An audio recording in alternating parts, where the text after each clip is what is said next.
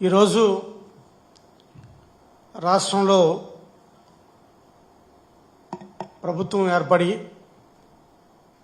సుమారు 9 నెలలు పూర్తిగా వస్తుంది. ఇంకా 3 నెలలుంటే 1 సంవత్సరం అయిపోతుంది. ఈ 9 నెలల కాలంలో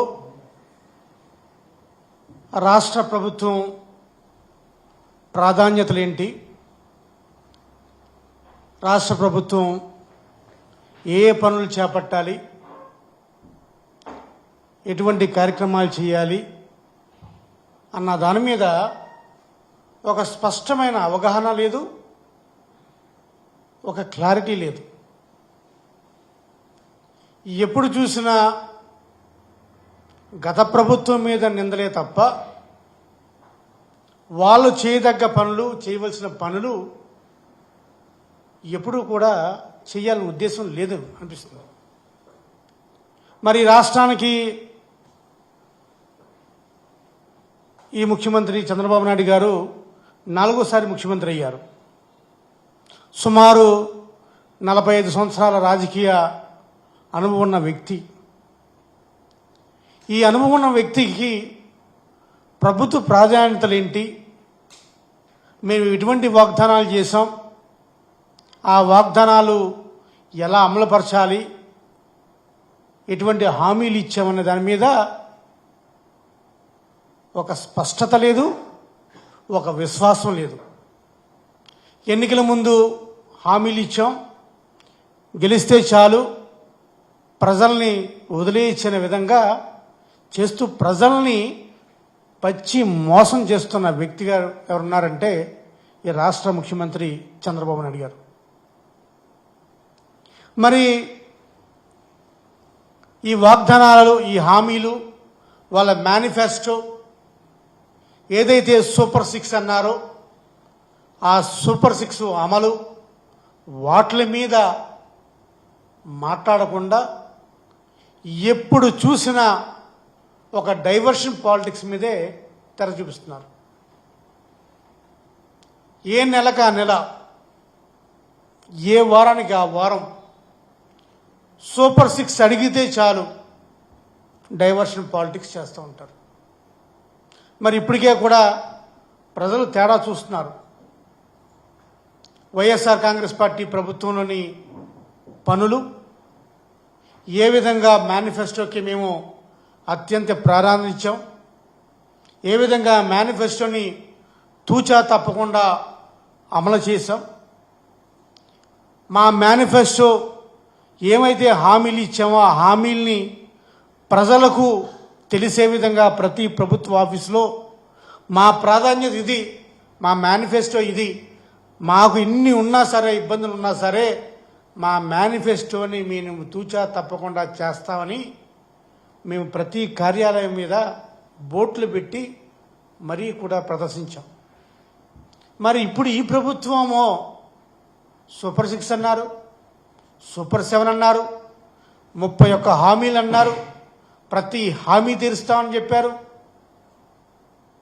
హామీ తీర్చడమే కాకుండా హామీల మీద మాకు స్పష్టత ఉంది, డబ్బులు కదువలేదు, మేము సంపద సృష్టిస్తాం, సంపద సృష్టించిన దాంట్లో నేను నిష్ఠాష్టుని, నేను ఎక్స్పర్ట్ని, నేను ఇచ్చే ప్రతి హామీ కూడా నాకు ఒక క్లారిటీ ఉంది, ఎన్నెన్ని డబ్బులు కావాలో అన్నిన్ని డబ్బులు మేము సమకూర్చుకుంటామని చెప్పి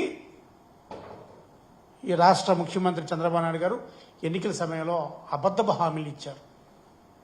ఎన్నికల ముందు అబద్ధపు హామీలు, గెలిచిన తర్వాత అబద్ధపు పనులు, ఇలా పరిపాలనే అంత అబద్ధంతో నడుస్తుంది. మరి ఈరోజు సూపర్ 6 గురించి అందరూ అడుగుతూ ఉంటే ఈయన డైవర్షన్ పాలిటిక్స్ చేస్తూ రకరకాలుగా చెప్తూ ఉన్నారు. ఏమని, జగన్మోహన్ రెడ్డి గారి టైంలో అప్పులు ఊబిలోకి వెళ్ళిపోయాం, మేము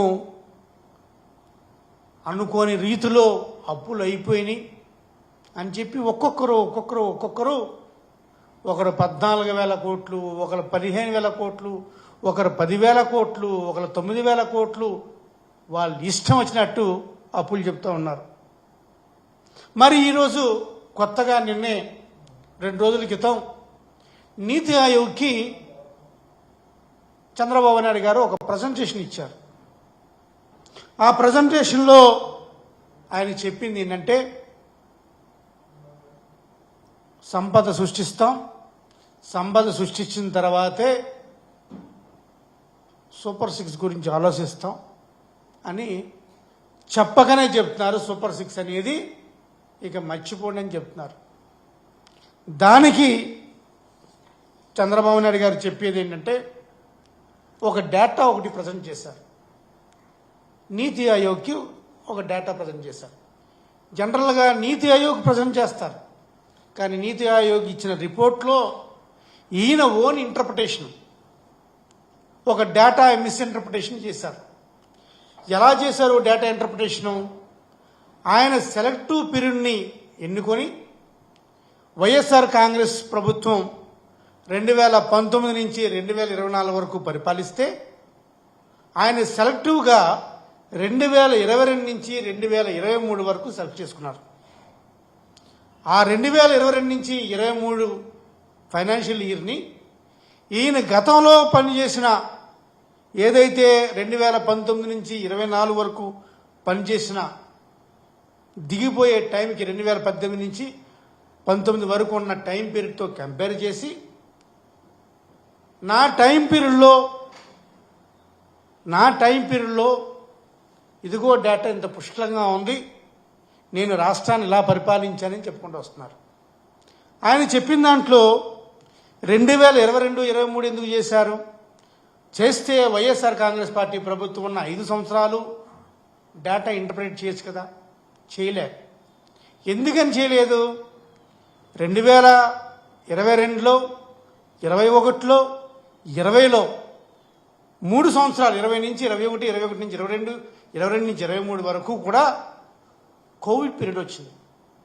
ఆ కోవిడ్ పీరియడ్ని తీసుకొని ఈయన డేటా ఇంటర్ప్ట్ చేశాడు. ఎలా ఇంటర్ప్రిటేషన్ చేశాడు? దానికన్నా మా గవర్నమెంట్ ఎలా ఉందని చెప్పి చేసే ప్రయత్నం చేశారు. కానీ అదే డేటాలో ఆయన తెలియంది, ఆయన చెప్పండి, తెలుసున్నా చెప్పండి కొన్ని విషయాలు మీ ముందు పంచుకుంటాం. ఉదాహరణకి స్లైడ్ నెంబర్ 1. ఉదాహరణకి ఆయన చెప్పిన దాంట్లో క్యాపిటల్ ఎక్స్పెండిచర్ కంపారిజన్ చేశారు. క్యాపిటల్ ఎక్స్పెండిచర్ కంపారిజన్ చేసినప్పుడు ఒకసారి మీరు చూడగలిగితే 2014 నుంచి 2019 వరకు క్యాపిటల్ ఎక్స్పెండిచర్ ఎంత ఉంది? 13,860 కోట్ల రూపాయలు ఉంది. ఇది టీడీపీ టైంలో. అది వైఎస్ఆర్ టైంలో 2019 నుంచి 2024 వరకు 15,632 కోట్ల రూపాయలు క్యాపిటల్ ఎక్స్పెండిచర్ ఉంటే, అది మాత్రం చంద్రబాబు నాయుడు గారు కనపడదు. అది మాత్రం చంద్రబాబు నాయుడు గారు ప్రెస్కి రిపోర్ట్ చేయరు, అది మాత్రం హైలైట్ చేయరు. ఎందుకని?